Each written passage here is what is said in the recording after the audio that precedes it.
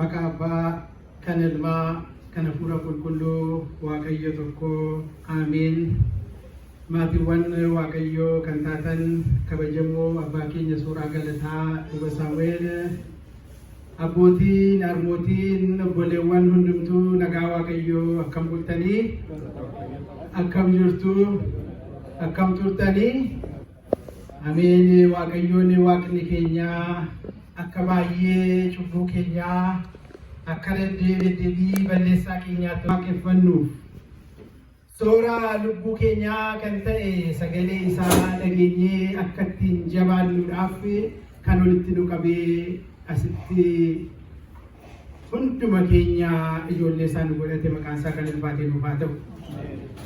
Guyyaa har'aa kana barnooti keenya mana kiristaanaa keenya keessatti bakka hundumaatti kan lallabamuu fi kan dubbifamu wangeela silaa abbaan keenya nu dubbisan irratti kan xiyyeeffate ta'a. Innis seenaa dinqisiisaa barreessitoonni wangeelaa 4 keessaa 3 irra deddeebi'anii dubbatanii waa'ee sanyii facaafamee sana ta'a. Abbaan keenya sila kan nu dubbisan wangeela Luqaas boqonnaa 8 lakkoofsa 1 kaasee kan jiru sanaadha. Qulqulluun Maatiyos wangeela Maatiyos boqonnaa 13 lakkoofsa 1 amma 9tti, qulqulluun Maarqosis wangeela Maarqos boqonnaa 4 lakkoofsa 1 amma 9tti seenaa kana irra deddeebi'anii nu barreessaniiru. Egaa mata duree godhannee kan nuti kaanu onneen kee lafa akkamiitii kan jedhu ta'a. Onnee yookaan lapheen kee lafa akkamiiti? Tarii namoonni boodana dhuftan hin dhageenye yoo jiraattan mee caqasa sana irra deebi'een wangeela Luqaas irraa nu dubbisa isin yaadachiisuu fi lakkoofsa 4 kaafnee mee akkas jira. Namoonni yommuu mandara garaa irraa gara Yesuusitti yaa'aa turani. Tuutni gobbuun yommuu walitti qabametti Yesuus fakkeenya kana itti hime. Namichi tokko sanyii facaasuudhaaf ba'e. Otuu facaasuus kaan karaa bukkee bu'ani. Achitti namni irra ejjete. Simbirroonnis funaananii nyaatan. Kaan immoo lafa dhagaa qaburra bu'e. Erga biqilee biyyoon isaa jiidha waan hin qabneefi goge. Sanyii faca'e keessaa kaan immoo qoraattii keessa bu'e. Qoraattiinis wajjin biqilee isa hudhe. Kaan garuu biyyoo gaarii keessa bu'an biqilanii guddatanii tokkoon isaanii dachaa 100 ija godhatan jedhe. Yesuus sagalee isaa ol fudhatee gurra kan qabu haa qalbeeffatu jedhe. Maqaan Waaqayyoo waa'ee sagalee isaatii fi kan ulfaatu nuuf haa ta'u. Egaa seenaan kun namni kana dura hin dhagahin jira jedhee yaadu. Ijoolleen mana kiristaanaa mana Waaqayyoo keessatti guddanne yeroo baay'ee irra deddeebinee waa'ee namticha sanyii facaasuu, waa'ee lafa inni irratti facaasee kana baranneerra. Maaliif deddeebi'ee akka inni ta'u beektu? Manni kiristaanaa keenya ijoollee ishee gara Waaqayyootti butuudhaatii fi isa argamu isa jireenya isaanii keessatti guyyaa guyyaatti ta'uun qabdeetu waa'ee isa hin argamnee ganaa waa'ee isa hin mul'annee sana barsiifti. Kanaaf yeroon kun warri yaadattanii biyya keenyatti torban itti waqtiin gannaa jalqabedha. Tibba gannaa jedhamee waamama. Ji'a 3 dhufuudhaatii fi tibba gannaa yookaan waqtii gannaa jedhamee waamama. Waa'ee ganna biyya keenyaa sana yaadattu? Keessumattuu warra Finfinnee dhiisaa warri gara baadiyyaatti warri gara filaagariitti dhufne tibba gannaa ganni maal akka taate yaadattu? Dhugaadhumatti ganni biyya keenyaa ajaa'iba. Yeroo itti samiin duumessaatiin guutamee guyyaan takka kan namatti fakkaatee dukkanaa'u ture. Bokkaan isaa yommuu achi dhangala'u yeroo tokko manni keessan akka mana keenyaa yoo ta'e waan qorqorroo cabsee hollitu fakkaata. galaanni bishaanni taliila ture sun boora'ee laaqii fakkaata. Yoo karaa deemtu ta'e karaan nama yaaddessa. Inni kaani karaatti bokkanna tolleessinna jedhee yaadda. Inni konkolaataan deemu immoo akka karaan keessan akka karaa biyya keenyaatti yoo ta'e konkolaataa sila baatee dhufe baachuutti jijjiireetu harkisuu jalqaba laaqii keessaa maqaa teessanii yaadda. Ganni yeroo addaati biyya sana keessatti jechaadha.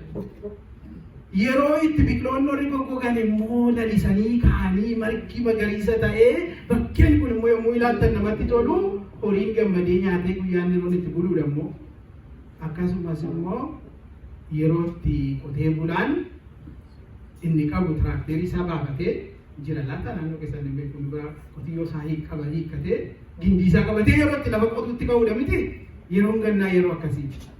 Lafa qotee inni guddaan isaa yeroo itti sanyii facaasudha. Har'a xiyyeeffannaan keenya ganaa ji'a sadan kana keessatti waa'ee duumessaa, waa'ee qaqawweessaa, waa'ee bokkaa warri kun immoo akkamiin arjummaa fi gaarummaa Waaqayyoo akka isaan itti mul'isan baranna ji'a kana keessa.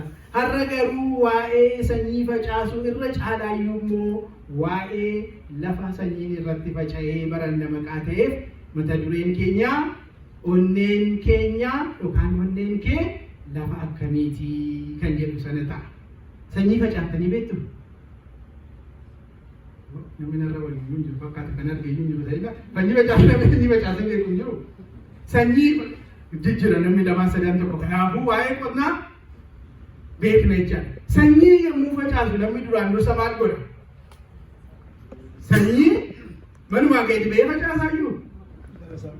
Lafa isaa qotee waan baay'ee godhee qopheesseetu sana booda sanyii facaasa. Egaa har'a waa'ee laphee keenyaa lafa laphee keenyaa kana yommuu yaadnu waa baay'ee xiinxallee ilaaluu qabna. Dubbiin kun dubbii haaraa miti kan kana dura si'a dhibba dhageenyedha. Dhugaadhumatti jireenya mana kiristaanaa jireenya hafuurawaa keessatti garuu dubbiin kun dubbii olaantummaa guddaa qabudha. Daawitiin tiksee hoolaa keessaa kaasee kan mootii addunyaa irratti ammammaatti beekamu kan taasise maalidha beektu? Laphee isaati. Waaqayyo raajiitti ergeetu dhaqiitii mootii naajii jennaan abbaan Daawit ijoollee baay'ee qaba. Namtichi raajichi dhaqeetu ilma abbaa ilma isaa isa jajjabaa isa humna qabu isa hojjaa qabu isa bifa qabu ilaalaa ture. Waaqayyo garuu isa kana miti jedhe seenaan keenya har'a waan sanatti xiyyeeffannee fi waa'ee laphee isinii kaasuu barbaadeen dhumatti isa tuffatamaa namni iyyuu yaadanne lafa hoolaa tiksuu sana waamsise raajichi. Maaliif? Waaqayyo ati bifa namaa ilaalaa jirta. Ani garuu maaliin ilaalatti jedhe? Ani garuu lapheen ilaalaa. Dubbiin laphee dubbii guddaadha. Kanaaf lapheen kee lafa akkamiiti dubbiin jedhu kun dubbii guddaadha. Dubbii guddaa ta'uusaa yommuu mul'isu gooftaan fakkeenya kana itti mee iddoo silatti dhaabetti maal jedhe? Gurra dhaga'u kan qabu maal godhu jedhe? Haa dhaggeeffatu. Ammas gurra dhaga'u kan qabu dubbii kana haa dhaggeeffatu. Waaqayyo gurra isa dhaga'u nuuf haa kennu. Egaa wangeela kana keessatti yookaan caqasama dubbisne kana keessatti gooftaan keenya fakkeenya guddaa tokko dubbate. Kaayyoon isaa inni guddaan lafa akkamiitu sanyii isarratti faca'ee fuudhee firii gaarii fi firii baay'eetti jijjiiruu danda'a kan jedhu ture xiyyeeffannaan isaa. Namoonni gooftaan keenya Yesuus Kiristoos afaan isaatiin addunyaa irratti biyya Yerusaalem naannoo Galiilaatti dubbii kana yommuu inni barsiisu namooti magaalaa adda addaa irraa yaa'aniitu gara isaa dhufanii turan. Magaalaa adda addaa irraa yaa'aniitu isa dhaga'uudhaaf dhufan. Kaanii sagalee isaa kana dhaga'uudhaaf dubbiin isaa waan mi'aawaa ta'eefitu dhandhamee ilaalee jaallateetu dhaggeeffachuuf dhufe. Kaanii dhukkuba maqaa qabuu fi dhibee isaa irraatii dhibeen mana isa teessisuu jennaan fayyina barbaacha dhufe.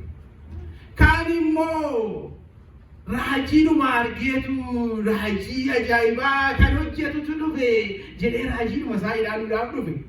Kaan immoo namuma wajjin olii wajjin ta'uudhaaf dhaqe. Inni kaan immoo kiriyaasiiti bakka namni kun nama akkamiiti mee gooftaa Yesuusumti jedhame kun kan akkamiiti jedheetu ilaaluudhaaf dhufe. Sababa baay'eedhaaf dhufan. Harmootiin dhufaniiru. abbootiin isachi turan dargaggoonni jiru ijoolleen jiru kun hundumtuu walitti qabamee tuuti guddaan yommuu walitti qabamu gooftaan fakkeenya tokkoon isinitti himaa jedhe hunduma isaanii ilaale maal ilaale laata lapheen gosa adda addaa iddoo kan akka jiru kan fayyina kan sagalee isaa dhaga'uu kan qoruudhaaf dhufe lapheen keessan maal fakkaata jedhee akka isaan laphee isaanii ofii isaanii arganiif fakkeenya itti himuu jalqabe. Fakkeenya kana keessatti dubbiin isaa irra deddeebinee dhageenyeerra namticha tokkotu sanyii facaasuu ba'ee jedhe miti. Eddasii booda bartoonni yommuu gaafatan maali eenyu namtichi kun jennaan gooftaan ibseef namtichi sanyii facaasuudhaaf ba'e kuni Waaqayyoodha anaadha. Sanyichi inni facaasu kuni sagalee Waaqayyoo isa jiraataadha. Lafti irratti faca'e immoo laphee dhala namaatii jedheetu ibseef gooftaan keenya Yesuus Kiristoos. Waa'ee qonnaa miti jechuudha dubbiin agriikaalcharii jalqabne barumsa ittaniitti yoo ta'e dubbii keenyaadha lafti qonnaa nuyi. Kanaadha jedhee edda ibseefiitii booda lafa gosa meeqatu jira jedhee lafa gosa 4tu jira jedhe. Maal jechuudha unii fi onnee yookaan laphee gosa 4tu jira jechuudha ishee kana xiinxallee hubanne mata dureen keenya gaaffii bu'uuraa tokko ture maal jedhaa lapheen keenya lafa akkamiiti onneen keenya lafa akkamiiti sagalee Waaqayyoof kan jedhudha. Kanaaf irra dina teenyee akkuma nama muuvii ilaaluu wanta naddanarraa haasa'ee akka reediyoo sinachiisee ilaaltan osoo hin taane lapheen koo laphee akkamiiti jennee dhugaadhumatti of ilaaluu nu barbaachisa. Yoo laphee gaarii ta'e galata keenya Waaqayyo innee gaarummaa sana akkamiin akka ceesisnu yoo lapheen keenya gaarii ta'uudhaa baate immoo akkamiin akka sirreeffannudha. Kanaaf kaayyoon barnoota keenyaa salphaadha. Inni jalqabaa lapheen koo lafa akkamii akka ta'e beekudha yookaan lapheen keessan lafa akkamii akka ta'e beekudha. Inni lammataa lafa gaarii miti yoo ta'e akkam goonee lafa gaariitti jijjiirrachiifachuu kan waliin waa hubannee bahuu nu barbaachisa. Waaqayyo hubannaa isaa nuuf haa kennu. Hafuura isaa qulqulluu ergee inni nutti haa dubbatu. Mee gara sanyii kanaa utuu hin naqin dura gara lafichaa gara onnee sanaa utuu hin naqin dura waa'ee namticha sanyii facaasu kana xiqqoo xiinxallee ilaala. Dhugaadhumatti ajaa'iba namtichi kun lafa itti facaasu beeka. Sanyii isaa fuudheetu sila qotee bulaan otuu sanyii facaasin maal gochuu qaba inni ture. Qonnaa sana sirraanfachuun gaarii miti yaadata. Lafa qopheessuu qabaa jennee miti. Qotee bulaan ajaa'ibaa beekaan Waaqni hundumaa danda'u kun lafi kun qotameera moo hin qotamnes hin jenne hunduma isaatti sanyii isaa fuudhee facaasa. Arjaa akkamiiti Waaqni akkanaa lafa isa jabaataan jira ture yookaan lafa qarqara gosa 4tu jira inni lafa qarqara karaa ture. Lafa dhagaadhaan guutametu ture. Lafa qoraattii baay'ee of keessaa qabutu ture. Lafa immoo sirriitti qophaa'ee meesamee jiifamee sanyiidhaaf qophaa'etu ture. Waaqayyoon yookaan abbaan facaasaan sanyii facaasu kun hunduma isaanii irratti sanyii isaa facaase. Kanaaf sanyii facaaftanii beektu. Yoo facaasee beektu illee facaasan argina. Maalati hin facaasa darbata. Inni lafa hin qabne waraanes kan keewwisu jira moo waa'ee isa facaasu xinnaasaa jiru. Miti hunduma isaanii irratti facaase. Arjaadha Waaqayyoon arjummaa isaa addana keessatti arginee darbuu nu barbaachisa jechuudha. Hunda isaanii irratti yommuu facaase waa tokko hubachuu qabdu. Adda hin qoonne kuni dhaga'ee fudhatu jedhee inni sobdii irratti hin kutatu namatti facaasa. Tuffatee bira hin darbu. Silaa jiruttoo hin jijjiiruu faayidaa hin qabu maal isaan lammatatti facaasan jedhu inumatti facaase hunda isaanii inni cubbamaan deebi'ee gara isaatti akka inni deebi'uuf itti facaasa sagalee isaa. Inni qulqulluun jabaatee caalaatti iyyuu akka inni ulfina isaatiif jiraatuu fi sagalee isaa hinuma itti facaasa. Har'as hunduma keenya irratti facaasaa jira. Facaasaa jiru Waaqayyo. Mee namni ani kwaalifaayin godha kanaaf addana taa'ee dhaga'uuf jedhu jiraatu keessa. Inuma facaasa Waaqayyo. Inuma irratti roobsa sagalee isaa karaa adda addaa. Lallabaan addana irratti dhaabatee karaa lallabaa irratti facaasaa. Gorsaan tokko ka'ee karaa gorsaa sagalee Waaqayyoo nutti facaasaa. faarfattoonni addanaan ammaaranii faarfannaan qabanii nutti facaasu. Inni sagantaa geggeessu addanatti boqoraa adda addaa nutti facaasaa. Addanaa yommuu gadi baanu haala beekamuuf hin beekamneeni experience jireenyaa keessaa nutti facaasaa. Namoota hin beeknetu nutti facaasaa. Social media keessaa nutti facaasaa. Karaa dhibba Waaqayyo sagalee isaa irratti facaasa. Mana kiristaanaa fayyisaa addunyaa keessatti waggaa meeqa isin irratti facaasa? Lafti tokko tokko addana keessa jiru, tokko tokko nama addana keessa jiru, kaan waggaa 3, kaan 4, 5, 6, 7 kan lakkaa'uusisee jiru addana keessa. Hinuma facaasa Waaqayyo bara amma kana irratti. Amma gaaffiin bu'uuraayi akkam gootan sanyii sana, akkam goone sanyii sana, akkamiin godhe sanyii sana.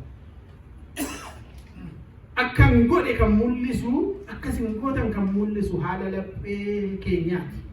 Tarii yoo yaaltanii dhageessanii argitanii iddoo gaafa jirtu jalqabdanii sana akka makiinaa laaqiin qabate yommuu gommaan ishee naannoftu argeetan yommuu sana iyyuurra naannofti gommaan yommuu laaqiin qabatu shubeerii hinuma baatee gaasiitti hojjeta achiinuma naannofti makiinaan achii socho'eera achuma naannaa yoo akkas ta'eera ta'e kiristaanni keenya lafa sanatu rakkoo qaba onnee sanatu rakkoo qaba jechuudha. Sanyichi sanyii gaariidha, filatamaadha, mudaa hin qabu, firii kumaatama kennuu danda'a. Laficha bira rakkoon jiraachuu danda'a maqaa ta'ee fi lapheen keenya lafa akkamiiti? Lafa gooftaan keenya Yesuus Kiristoos dhiyeesse keessaa lafti inni tokkoffaan lafa karaa bukkeetii jedhe. Namtichi sanyii facaasu kun yommuu inni facaasu sanyiin kaan eessa bu'anii qarqara karaarra bu'anii jedha. Lafti qarqara karaa yookaan karaan kun immoo rakkoo guddaa tokko qaba. Maali beektu rakkoon isaa? Jabaata akka dhagaati. Namni irra deemee, saawwi irra deemee, harreen irra deemtee, otuma daldalamu, otuma gadi dhiitamu jabaatee sanyiin keessa lixuu matumaa kan hin dandeenye ta'eera. Lapheen akkasii jira laata? Laftichi lafa akkasiirra bu'ee sanyiin kun dhaqee sanyichi sanyii gaariin kun lafa akkanaarra yommuu bu'u sanyii kana maaltu isa mudate beektu? Namatu irra ejjete. Sanyii eebbifamaa sanyii gaariin kun kan tuffatame ta'ee jechuudha maqaa lafichaa. Namni irra ejjete. Sunuu hin xinnaanne simbirroon allaattiin immoo qurruun immoo utaaltee dhuftee sanyicha fudhattee liqimsite. Sanyiin sun utuu bu'aan buusinitu irbaata allaattii yookaan qurruu yookaan simbirroo ta'eetu darbe jechuudha. Lapheen lafa jabaataa kanaan fakkeeffame laphee jabaataadha. Onnee fi laphee kana wal keessaa laphee onnee isa keessaa rifeerii goonaa yookaan immoo kallattiidhaan onnee tuqnee onnee jenna. Warri kaan haartii yookaan lebbeenanii mafixanii bakka adda addaa waamnaa. Kanaaf anis olma keessa daddabarsaan takka laphee takka onnee jira. Lafa qarqara karaa kan jedhame laphee isa jabaataa sanaadha.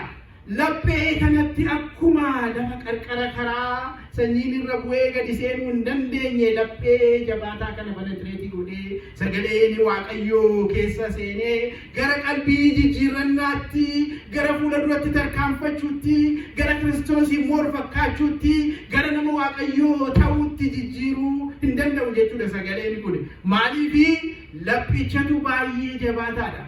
Gaafa kana sanyiin yookaan sagaleen Waaqayyoo laphee akkasiirratti yommuu faca'u waan gadi seensisuu hin dandeenyee fi simbirroon sun seexanni battalumatti dhufee irraa fudhata jedhee gooftaan.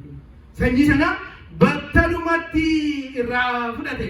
Argitu diinni xinnooma isheellee akka inni itti yaadneef xinnooma isheellee akka inni yeroo fudhatee seensisuu hin jalqabnee fi battalumatti irraa fudhata sagalicha sassaratti faca'e. Fayyina keenyatti gufuu ta'uudhaaf seexanni yeroo ittiin fudhatu. Nuti garuu waa'ee fayyinaa yaaduudhaaf mee borii yookaan iftaanii tarii ittiin deebi'a tayyaadha jennee waan baay'ee yaadne. Akkamittiin sanyicha laphee keenya irraa fudhata waan jiru xiqqooma shibaa tokko tuqnee dabarra. Akkamittiin fudhata? Inni guddaan nama baay'een sanyiitti faca'e kan inni luuzii godhu akkamitti beektu yaada isaatu bittinna'a.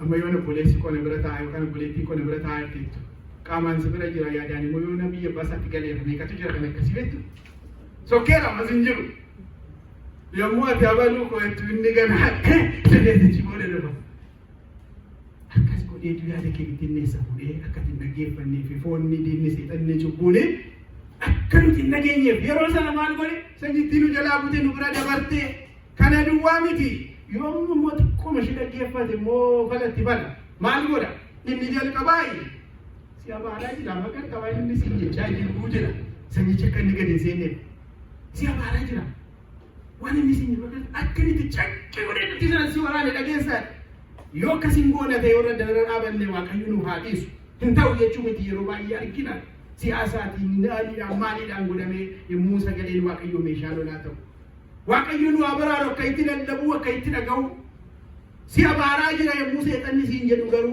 inni waan barbaade haa jedhu ani garuu fayyina barbaacha daddana dhufa illee dinnee yoo gara sagalichaatti hin deebinu ta'e akkas godha yoo abaarsa dhiise immoo maal godha beektu referaalii kennisiisa yommuu addanarraa sagaleen dubbatu ishee kana ammaa balutti naayimi ishee kana hidheetu nama biraatti dabarsa kun immoo baluu ta'a takka takka ammoo kun immoo siif ta'a yoo kan akkas jedhu jiraachuu danda'a inni kun immoo waa'ee kee dubbachaa ta'e jiru akkas godhee sanyicha bira dabarsa kaan immoo yommuu itti lallabamu wanneen tokko tokko immoo asachirraa waan barbaadde haasa'e anatu beeka rakkina koo maaliif akkan akkas ta'u jedha furmaata sitti kenneetu lapheen kee dhagaa ta'ee dubbicha akkasi bira darbu taasisuudhaatiif barbaada diinni seetan soogaa kana hundumaa eeggatee lafti qarqara karaa onneen jabaataan edda akkas ta'ee falli isaa hoo furmaati isaa hoo maal gochuudha Meduraan bisa garuu maaltu jabeessa ishee jennu kan adda baafannee hubachuu nu barbaachisa.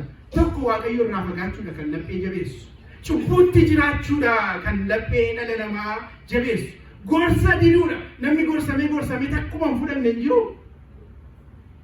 Anaaf yoo nama namtichi hin jiru kan akkasii.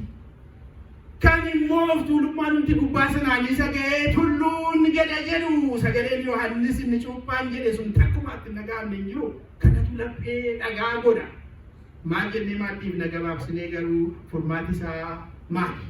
Lapheen kee obboleessa obboleetti obbootiin koo lapheen keenya yoo akkas ta'urraan kan ka'e waggaa barbaadana keessa jeenyee fuula duratti hafuuraan miidha tokkollee tarkaanfanne yoo ta'e fallisaa qalbii jijjiirrannaadha. Kun waan warri qulqulloon warri qeesonni warri daaqunoonni warri barsiisonni godhan otoo hin ta'in xinnootii yookaan daa'imarraa kan hafe kan of beeku hundumtuu waan gochuu qabudha. Yommuu dogoggoree akka hin taane adeemu inni jalqabaa gaabbuu yaa waaqani kana gochuun anarraatii hin eegamu jedhee kana godhan godhu jedhee yaadu. Sana booda immoo abbaa qalbii jijjiirannaatti dhiyaatee abbaa koo naa kadhadhaa na gorsaa na jajjabeessaa kanan dogoggoree jedhee dhiifamaan gara waaqayyootti qalbii jijjiirannaatiin deebi'uudhaan laphee isa jabaate sana basa godhanii cabsanii gara waaqayyootti deebisuu hin danda'amu. Kadhannaadhaatii fi tsoomiidhaan jabaachuudhaatiin kaayyoodhaatiin jiraachuu amalumaaf kana danfu hin jiru. Bataskaanni guutee namni itti yaanna'ee iddoo konkolaataa dhaabbatan ni bee kan naqeetu kadhannaallee seeraan godhatiin galu baay'eedha. Dhibee meeqa ofiisaaf maatii isaaf ijoollee isaa gidduutti baatee dina taa'ee sila yaa Kiristoos nu fayyisi maramiif jedhii nu fayyisi yaa Kiristoos nu fayyisi maaloo nu fayyisi maramiif jedhii nu fayyisi jechaa olee otu laphee isaa kee garuu seeniin kana farramu waan jedhee yoo wadhumtichaa kana jedhu meeqatu jira. Kanaaf waa baay'ee jechuu dandeenya biin onnee haasofsiisaa nama bushuu danda'a. Yoo jabaataadha ta'e qalbii jijjiirannaan kadhannaan tsoomaan sagadaan gara waaqayyootti deebinee laaffisuu qabna waaqayyo laphee cabaa nuuf haa laatu. Lafti inni lammataa lafa dhagaa jedhe gooftaan keenya Yesuus Kiristoos. Lafti dhagaa amantiidhaan laphee laafaa ta'edha. Maaltu walitti saamudha? Lafa dhagaa laphee amantiidhaan laafaa ta'e. Maaliif akka akkas ta'e ilaalaa? Lafti dhagaa qabu lafti dhagaa kan jedhame guutummaa isaa dhagaa miti yookaan lafa kattaa jedhama. Lafti kun irra isaa keessa yommuu ilaaltan biyyoodha. Takka takka jiidhaayyuu fakkaata biyyoon isaa maaliif beektu jala isaa dhagaatti tuulamee jira bishaan ishee xinnoo jirtu ishee keessatti qabee garuu dhugaan jirtu aduu yommuu xiqqoo bishaan ittiin keessa jirtu jalli isaa dhagaadha. Irra isaa biyyoo xinnoo tokkotu jira. Kanaaf sanyiin achirra bu'ee rakkina akkamiissas mudata beektu. Hidda gadi fageessee godhachuu hin danda'u. Xiqqoo yommuu hidda baasuu qabu jalqabu dhagaatti dhaqee rukutama maqaa ta'e hidda godhachuu hin danda'u. Sanyiin kana irratti faca'ee lafa akkasii irratti sanyiin yommuu faca'u sanyiin kun biqilee ammuma yommuu inni biqilee morrattanii argitanii kummaa deeftanii mudatan biqilee baala baasee argitanii waaw barana boqqollootti kana torbanootatti nyaachuun kun ammoo ittanii galchu. qocotti kana sorbeen dhufee qotaa itti naannoo keenya ta'e immoo isinitti tola. Gaafa guyyaa tokko booda deemtanii ani gogdee argitu. Maaliif laftichi hidda kanneen godhanne isa godheera maqaa ta'eef aduun si'a tokko yommuu itti ba'u mukti kun bishaan lafa fiduun qabu maqaa ta'eef itti haayireetii ta'ee sila gogee achii booda iddoo isaatii badee sanyichi akkasitti otuu ija hin godhatin haba. Onneen amantiitti laafaa ta'es akka kanaadha. Yommuu sagalee Waaqayyoo dhaga'u biyyoo xinnoo qaba xiqqoo ishee mana kiristiyaanaa naqa sagalee Waaqayyoo xinnoo dhaggeeffachuun jalqaba yoo dhaga'uu ni jenne. Biyyoo dhagaa yoo dhaggeeffachuu ni jenne dhaggeeffachuun immoo hojiidha. Waan kana xiinxalee ilaala jechuu barbaachisa. Dhaga'uu garuu gurra qabdu maqaa ta'e diduu hin dandeessu yoo gurra qabattamu. Kanaaf dhaga'uun jalqaba mana kiristiyaanaa naqa biyyoo xinnoo ishee qaba.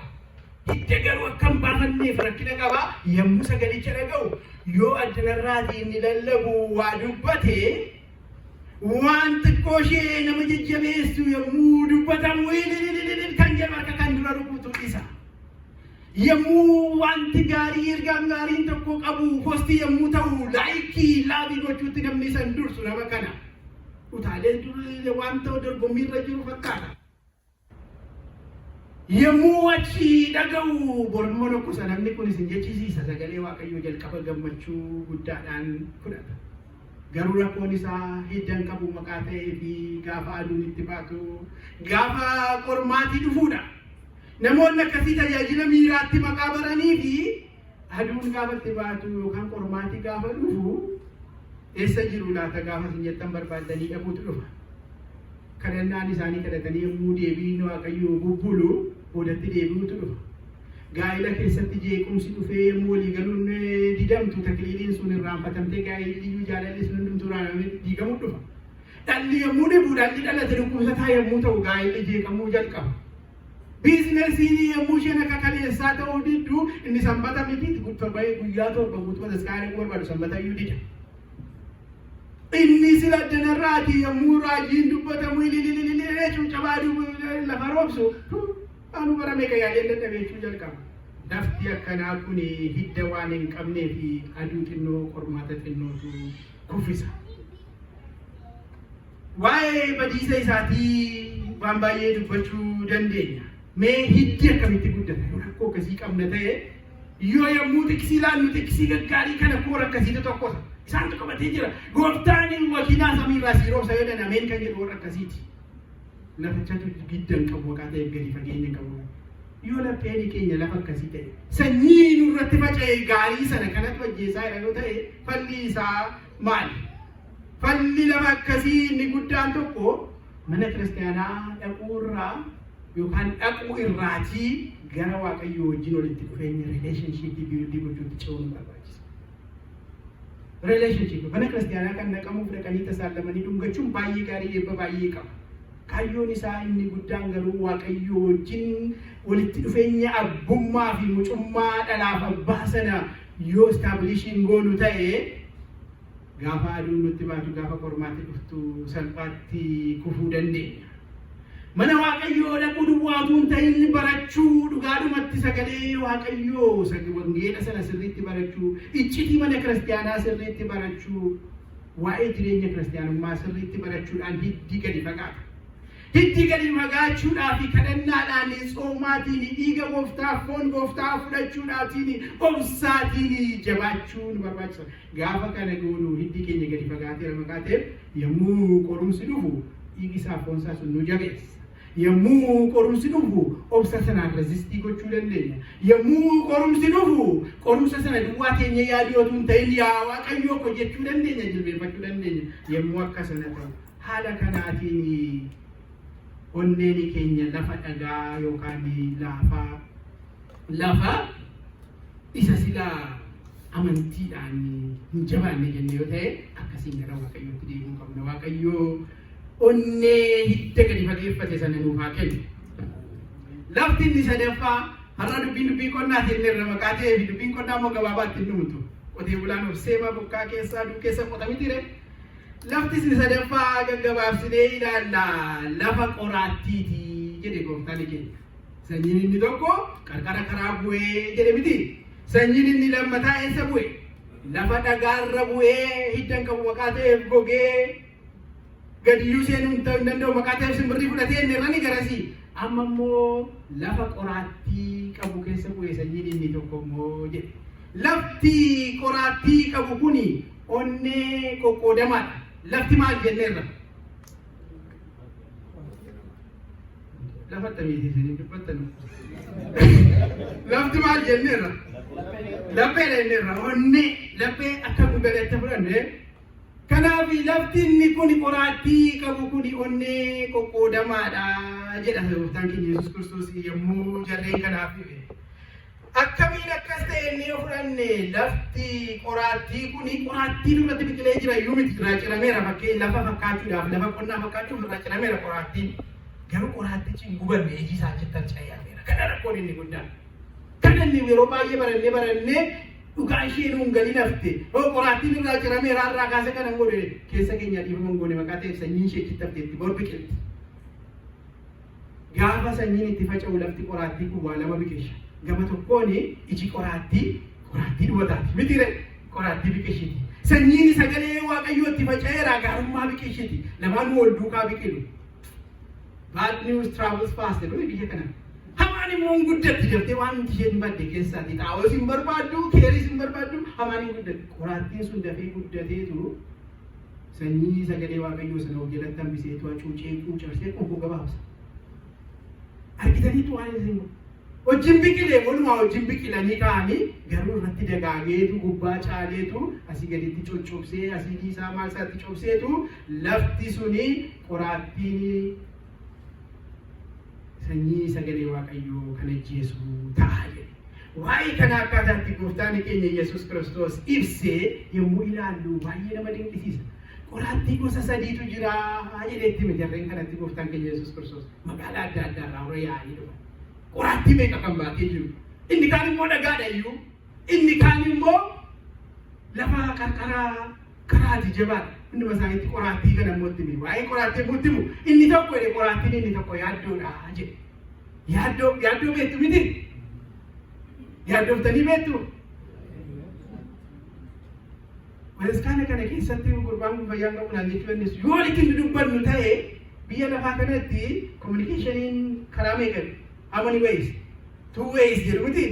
Ati nama sanatti haasoftaa namni sun immoo yookaan mataa raasaa yookaan kolfaa yookaan immoo gaddaa waa tokko jedhaa si deebisaa walitti haasaa. Waliskaana keessatti communicationin immoo karaa sadii yoo xinna. Anaaf isin gidduu jira. Waaqaaf nu gidduu immoo jira. Walitti akka kanatti haasofna. Yoo callu beellee akka keessummaa teenyee gallee kanatti dubbiin badeen amma sila banta qiddusaatti daakuniin adda irra dhaabatee waa'ee bishaan lagaa, waa'ee qilleensa samii, waa'ee ijoollee, waa'ee maatii lafa inni ga'ee hin kadhanne hin jiru yommuu daakuniin keenya dubbisaa ture. Nama meeqatu jiraati deebisee maal akka deebii kennee akka araara keetti iddoo jedhamu jira waan jedhamu jirani. Kadhannaaf kaasimu nama meeqatu dubbata? Baay'een namaa woordii tokko jechuu dhiisee taa'ee dhaggeeffata keessummaa fakkaata. Bataskaana keessatti hundumti keenya hirmaattota. Kanaaf inni si dubbachiisa malee deebii barbaadee miti. Kanaaf egaa yaaddoodha qoraattiin inni guddaan tokko jedhe Gooftaan keenya. Yaaddoon jireenyaa qoraattii ta'ee sagaleen Waaqayyoo inni gaariin sun biqilee dagaagee akka inni hin godhanne godha. Yaaddoon faayinaansii gaasii meeqa akka dalabeettu yoo kana. Giroosheeriin akkam akka inni ta'e zayitiin sun birii meeqa akka galdabeettu. Akkasuma teenyee yaaddoofnu yaaddoon jireenyaa, yaaddoon faayinaansii, yaaddoon siyaasaa, yaaddoo waa meeqa kaasuu dandeenya, lola maal jechuu dandeenya? Yaaddoon amantii bataskaana qolma sodaachiseera bara seenaa dhugaa moo soba? Namni har'ammoo yoo bataskaana dhaqee waa'ee maaliif dhaga'alaa jedhee yaaddoo jalqabe bara seenaa nama gaddisiisu silaa iddoon itti dhannee boqonnee Waaqayyo keenya wajjiniin taanee isa balleessee torban kana guutuu yaa Waaqayyo koo dhiifama naa godhi jennee araara kadhannee dhiifama namaaf goonee walii goonee boqonnee gallu bataskaana ture. Bataskaan mayyuu nagaa maaliin nagaadhee namni yaaddootti ka'e. Abeet yaaddoon akka inni itti sagalee Waaqayyoo sanyii gaarii sana jalaa balleessaa jiru. Yaaddoodha jedhe Gooftaan keenya inni tokko. Kan biraani jaalala qabeenyaati kan rakkina namatti ta'e sooromaa jedhe Gooftaan keenya. Sooromatu birrii ofiisaaf rakkina ta'e miti. waaqayyo irra jaalaa birrii jaallachuu waa'ee waaqayyo irra caalaa waa'ee horii meekii gochuu yaadda'u mee baay'ee nama sanbata guddaa kana ganama kan inni dhufee guddibbuu fi saadardee galgala taa'uu waan barbaaduu fi biizinesiin saadardee galgalaan beektu ati dhalli isaanaan jechuu danda'a kan yeroon gogaatti gaggabaabsee bitaa. Kanaafuu waa'ee biizinesiitti sana luuzii gochuu wiikendi differentiaalii sandee ikkoo dabilii kaffalu kanaaf hin naqu otuma carraa kaan carraa isaan qabu otuma carraa isaa qabu kanaaf baay'eetu jira. Kurnoo kudhan keessaa tokko baasuu yommuu yaadu maal jedha akka waan saamameetti kan itti dhaga'amu beekatu jira waaqayyo 100 kennee fi kiyaa 10 as kenne yoo jedhee akka waan saamameetti buusii kennaa kennuuf yommuu jedhu waaleetti gadi baasee abbaa tokko bashannoo qabaanii jedhee yaaddamu eebbatti hin argatu kenne gammachuu haa ta'u kenna ta'an gammachuun otuu sana fuudhee kennee waaqayyo eebbisa otuu yaadda'uutu akka kanatti sanyicha yakkan godhanne godheetu bira darba. Inni sadaffaa qananii pleasure of gammachiisu.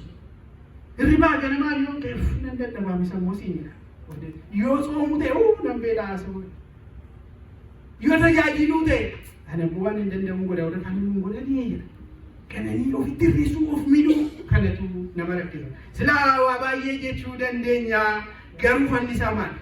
Yaaddootu jira yoo ta'e waaqayyo furmaata qaba. Maal jedhe sagaleen waaqayyo qulqulluun Daawit faarsaa Daawit boqonnaa 55 lakkoofsa 22 irratti isas yaaddessu waaqayyo irratti gatii jedhe. Yaaddoodha ta'e yoo ta'e qoraattiin sagaleen waaqayyo jijjiirama akka hin finne si godhe waaqayyo irratti gataa waaqayyo ba'aa isa guddaadha yaadamu inni sana fuudhee lafa kaa'anurraati. Jaalalli qabeenyaa yommuu nu qabu gooftaa lamaaf bitamuun hin danda'amu jedheera sagaleen waaqayyo anu waaqayyo kun caalchifadha jennee waaqayyotti siquu nu barbaachisa. Qananiin jireenyaa yookaan of gammachiisuun qormaata yommuu nutti ta'u gammachuu ofitti hir'isuu garuu aarsaa gochuu waaqayyoonii fi wanta sirrii gochuudhaaf jennee waan tokko beekanuma aarsaa gochuu garuu qabna jechuudha. Haala kanaatiinitu lafa qoraattii qabu lapheen keenya yoo ta'e lafa waaqayyootti tolutti jijjiiru. Ishee dhumaa gabaabinaan tuqeetanii asirratti xumurra. Lafti inni afuraffaa lafa akkamiiti jedhee lafa baay'ee gaarii sanyiif mijataa lafa qonnaa dhugaatii jedhee gooftaan keenya waaqayyo lafa akkasii nuuf haa kennu. Laphee keenya lafa akkasiitti waaqayyo nuuf haa jijjiiru. Lafti qonnaaf gaariin uumamaan gaariidha jechuu miti. Qotee bulaatu irratti hojjete. Qoraattii isaa irraa ciree gubee lafa isaa qotee laaffisee dhagaa isaa keessaa funaanee yommuu inni qotuuf jedhu meeshaa qonnaa isaa akka jalaan cabsineef tiraakterii isaa akka hin cabsineef maarrashaa isaa akka jalaan cabsineef dhagaa isaa keessaa funaanee gatee biqiltuu akka hin danda'uuneef dhagaa isaa keessaa funaanee gatee qotee bulaatu lafa gaariitti jijjiire. Lapheen keenyas akka kanatti waaqayyoof qophaa'uu qaba lafa sana yoo ta'u barbaanne jechuudha. Qophaa'uu qaba. Nama meeqatu ara sagalee waaqayyoon taa'ee dhaggeeffadhee gala. Miidhagee waaqayyuma koo gadhadheen galaarra wajjin dhufnes kan. Sanbata guddaadha saayidiin geessite inni fiignee dhufne ta'e amalaaf dhufne shaakalaaf dhufne wal arguu dhufne taanaan sanyichi ija godhachuu hin danda'u. Lafti gaariin sun akkasiitiin ija gaarii sanyii gaarii godhatee sanyiin isarra bu'uu gadi seenaa jedhe gooftaan keenya. Laftichi laafaa maqaa ta'eef irra keettanii simbirroon jalaan nyaattu. Gadi edda seene immoo hin biqilaa. Hidda immoo gadi fageessee godhateetu dagaagaa. Achii booda yeroon isaa yommuu ga'u ija 70 kennaa jedhe gooftaan keenya Yesuus Kiristoos. Onnee gaariinis akka kana dubbii sagalee waaqayyoo gammachuudhaatiin fudhatee abboomameetu fudhata. Obsaatiin immoo eegeetu guddisee firii baay'eetti jijjiira. Waa'ee firii baay'eetti jijjiiramuu kana wanta xixiqqoo tokko mee haa jennee adabarru. Laphee gaarii qabaachuun dirqama keenya yoo har'a hin qabnu ta'ellee wanta jiraachuuf qabnu keessaa tokkodha. Laphee keenya laphee gaarii lafa gaariitti jijjiiruun. Akkamitti firii 30 60 100 kan godhatutti jijjiirra. Iteelli isaa otoo hin naqin inni jalqabaa hammachuu garuu Oromoon hammataadha jenna miti yommuu jennu yeroo baay'ee akkas jenna miti Oromoon nagdanaa kun hin hammataadha tattamu. Seenaa abbootii keenyaa duwwaa haasa'uudhaan fayyina hin ta'u. Oromoo gaarii ta'uu hin dandeenyu sana Oromoo isa kan anas kanatu isin kanatu hammachuu danda'u. Akkamiin hammata? Jaalalaati.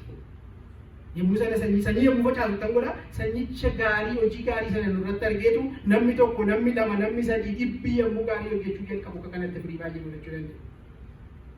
Jaalalaatiin hammachuu keessatti dhiifamaa yommuu namni nutti balleessu dhiifuu fiidhaatiin gara laafinaatiin nagaatiin obsaatiin nama wajjin yommuu jiraannu yeroo sana nama hammachuu dandeenye gaarii sana nurraa fudhateetu darbuu danda'a kan biraatti gaarummaa agarsiisuudhaan kasoominaan gadoof deebisuudhaan arjummaatiin garraamummaatiin yommuu jiraachuu jalqabnu sanyii sun ija godhachuu jalqaba. Inni xumuraa fakkeenya gaarii ta'uu guyyaa guyyaatti dhiyaannee piraaktisii gochuudhaatiin sanyii gaarii horanna. Fakkeenya gaarii ta'uun bataskaana keessatti salphaadha. Hundumtuu naxalaa isaa uffatee alachaa yommuu dhufu hundumtuu fakkeenya gaarii fakkaata. Inni guddaan ishee bataskaana keessatti baranne, ishee mana Waaqayyoo keessatti dhageenye, sanyii nurratti faca'ee kana fudhannee gara maatii keenyaatti gallee abbaa gaarii ta'u. Abbaa gaarii ta'u. Miti yaada. Ijoolleen keenya waan baay'ee nu barsiisu. Ana yeroo tokko wantoonni tooftaa zabuqiyaa tokko gaafa bilbila bira ga'udha. Umeeraan gaaf tokko bilbilan taa'ee ilaalan talli koo inni itteetu attention gaafa narraa dhabdu waan ta'eef babbaa bishaan kana mataa keetti naquu ilaalte hin jedha. Hin jedha yommuu isheen na gaafattu yommuu bilbila irra jiru gaadha. Hin jedha. Bishaan kana sitti dhangalaasu hin jedhe. Wayyaa kee jijjiiru ofuun beeku. Abbaa gaarii ta'uun attentionii barbaachisu ijoollee ofii haadha manaa ofii. Mootiin itti naa himechaa jiru yoo kana haadha manaa gaarii ta'u. Daddabalee jaaru na ilaala isaan malumaas maalii warra dhiiraa lafa laala. Lafti gaarii ta'uun onnee gaarii qabaachuun bataskaana keessatti ishee dhagaan sana fuudhanii gara qe'ee ofiitti galuu haadha manaa gaarii. Kan abbaa manaa ishee hubattu kan abbaa manaa ishee yommuu inni balleessu gorsitu. Kan gara fayyinaatti gara gaarummaatti fiddu yommuu inni bataskaanaa baqatu harkiftee as fiddu yommuu inni maatii irraachi baqatu maatiitti kan as harkiftu. Maal jennee maal deemna yeroo nuun eeyyamu haadha manaa gaarii ishee moodeliidha inni yaaddan sana ta'anii argamu. Yeroo dargaggootaan haadha manaas miti abbaa manaas miti nan galee warri jettan ijoollee gaarii ta'u. Hundumti keenya jaarsis jaartiinis hundumtuu Waaqayyo isin eebbisee kan abbaa qabdan abbaadha. Warri immoo ijoollee dargaggoota taatan ijoollee gaarii ta'u. Sanaanii fakkeenya gaarii ta'uu dandeenya maatii keessatti.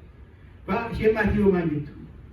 Waa'ee sabaa saba gidduutti fuudhanii dhaqanii miseensa gaarii koominiitii ofii keessatti taa'anii argamuudhaanitu sanyii sana facaasu guddisanii dagaagsanii mul'isu. Gaafataa warra dhukkubsatee fi warra hidhamee ta'uudhaan jajjabeessaa warra gaddee fi warra cabee ta'uudhaati. Koominiitii keessatti hawaasa keenya keessatti sagalee warra sagalee hin qabnee ta'uudhaatiin pirootektarii warra gowwoomfamanii hacuucamanii gaarii matti fakkeessee moo kan gaarii itti labsee siifan jireedhee nama ajjeesaa ol beekatu jiru. Warra sanaa ta'uudhaan saba keenya gidduutti koominiitii keenya gidduutti fakkeenya gaarii taanee lafa isa gaarii sana taanee argamu. Bakka hojiittoo sanuu qaxareef hojjetaa amanamaa taanee argamuudhaan yommuu sana facaasna sanyii. Kastamariidhaaf kastamar seervisii isa gaarii sana kennuudhaafinitu taanee argamna. Nama lafa gaarii yookaan onnee gaarii qabu.